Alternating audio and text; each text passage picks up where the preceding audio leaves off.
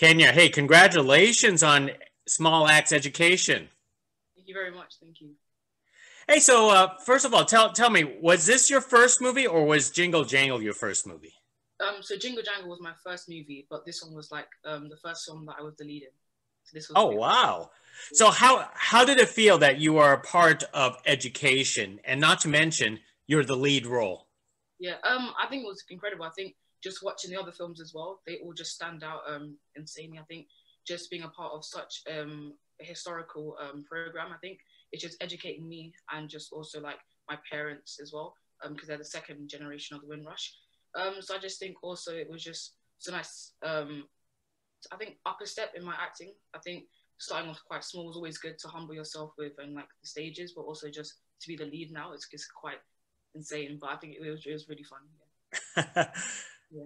What initially attracted you to to this movie or this role?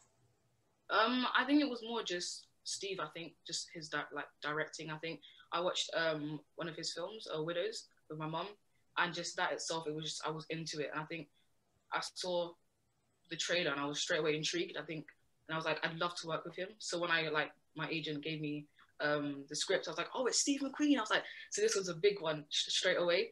And I think also just reading the lines, I think just seeing how intense the scenes were. I think I was saying to myself, I really want to be a part of this, and it would take me out of my comfort zone a lot, and that's what acting's about, isn't it? So I think straight away, yeah, I was ready for it. That's amazing. A lot of young children would not even know who Steve McQueen is, but you did. Yeah, yeah. So what was it like when you actually met him in person? It's quite crazy. Like I think when you see someone on screen and then like meet them in person, it's completely different. But I think Steve was just so calm. I think he had such a nice character. I think, and because he's so introverted and I'm introverted, we kind of got along very very well. And I think he was just comforting with like some scenes that I did when they were quite intense. He'd say, "Oh, do you mind if you guys step out a bit?" And then let him just get into his zone. So I think it was also just there to make me feel comfortable, and I think that was really nice as well. Not just directing as an actor, but just being there for support. And I think that's what makes him such a good person. Yeah. So for you, Kenya, how did you want to approach your character Kingsley Smith for this movie? I think I wanted to straight away just get how I couldn't read. I think that was the hardest part of portraying Kingsley, I think. But also just showing the frustration that he goes through. I think that's just the thing that most people have taken from it, just um, not being able to read and just the thought process of thinking why he couldn't. And then just, I think maybe just the frustration behind it and then just questioning himself. I think that was quite hard, but hopefully I got that across correctly.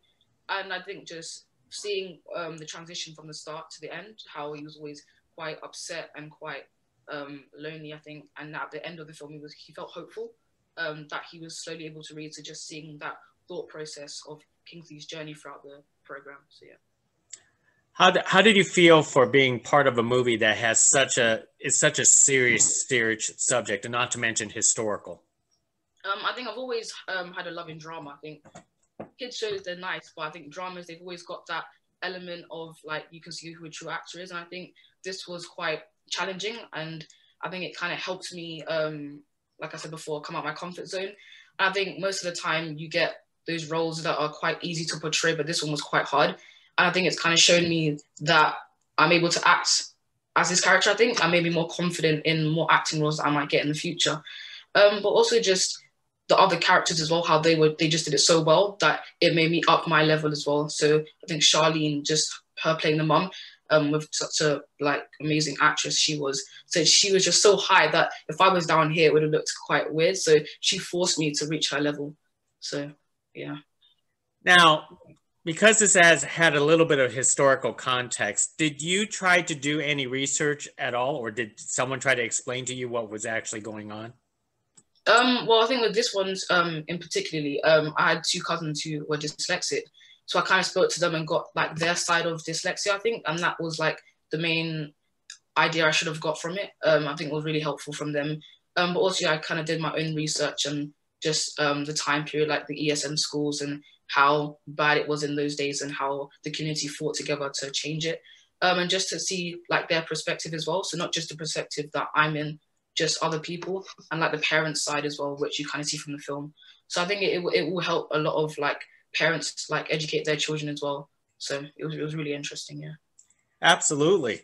Now, this is also a period piece, basically what during decades ago, which is just like my sweater. But in the case, how did it feel to basically act during that period? Different style of clothing. I think it was really cool actually. I had when I was like costume changing, it was quite weird. Like I pictured myself completely differently, and I think it's straight away when my mum saw myself in the outfit, she was like, "I'm sending this to your grandma now." And then my grandma literally sent back the exact same like pictures of her brothers, my Babu Peter and my Babu Joe, and they were literally in the exact same outfit. So it was quite crazy that like I was in their time period and how like long ago it looked, but how recent it was. But I think also just all the outfits, the glasses, the hats as well, and just how it all came together, I think, and just the cars in the background, just the smallest details made such a big impact, I think, and it felt really cool, yeah. One of the most amazing scenes in the film that I actually liked was the guitar scene. Could you talk about walk us through that scene? It was so stressful, honestly. Like it got to the point where I was generally tired of like just hearing him constantly playing it. And I think when I watched this, when I read the script, it was not that clear what was going on. So I was a bit like, okay, he's playing the guitar, just act like you're bored. And then as he's playing, I'm like, okay, I'm waiting for Steve to say it's a wrap, but he carried on going. So by the end of it, I was generally just annoyed, like frustrated. And I think when I was watching with my mum as well, I think they got the right idea across. Like my mum and dad were getting stressed out. My dad was like, when is this finished? So I think it was generally frustrating. I think most of the cast like must have felt frustrated as well. It was annoying. That is great. And working with along the rest of the kids in the classroom, how was that? Because one of the most memorable scenes is them making noises while you're just getting frustrated. I think it was quite cool. One of the girls that played Nina, I think she did Lion King with me, so we already had that chemistry. So when I first saw her, I was like, oh my god, it's you.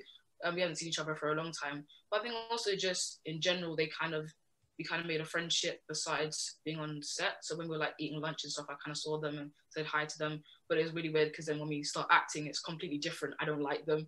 So just trying to find the contrast, like to show them that I don't like them. But it's quite nice to see how I kind of took aspects from them. So like with the girl barking, I kind of took that as well. So just seeing how Kingsley got influenced by them, which is quite interesting. Yeah. You always wanted to become an actor since you were very young? Not actually, no. I started off as a dancer. So my parents are my dad's a choreographer, my mom's a producer. So I kind of felt into like the family tradition, I think, and I generally enjoyed watching performances on stage and being a part of them. But it wasn't until I went to my first, say, proper dance like lesson in Pineapple, and I met this lady called Akusia, and she was like, "Oh, I'd love you to join the Lion King Cub School," and I was like, "Okay." So I gave it to my dad, and he was like, "Do you want to go there?" And I was like, "Yeah, let me give it a try." And it was like acting, singing, and dancing. So we went and we spent about 6 months in Cub School and Cub Camp, and I just kept moving up and up. And then by the end of it, I auditioned for the actual Lion King. And when I got that, I was a bit like, oh, I can actually act now. Someone was like, if you're really serious about getting into acting, then you can like try and find an agent. So I think from then I was just doing theatres. And then I was like saying to my mum, oh, how do I get to film?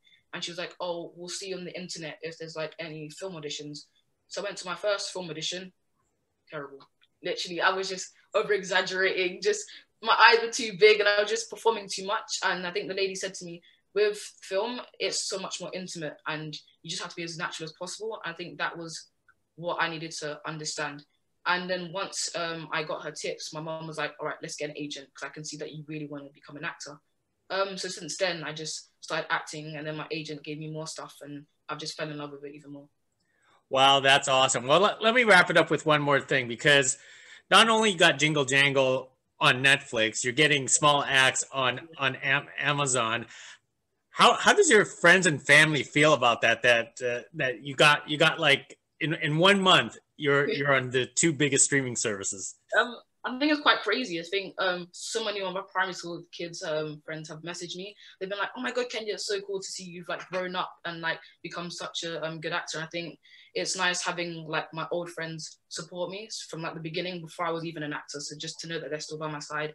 I think my little cousins, they go onto Netflix and they see my face and they go onto Amazon. So it's really cool just to be like, just especially just be privileged to get those things straight away. I think it's come from a long journey, so I'm very proud of where I am at the moment. But also like with secondary school, like lots of my friends, I'm glad I didn't tell them before. My mom was like, make your friends now. She said they are true friends, not just because of what you're doing.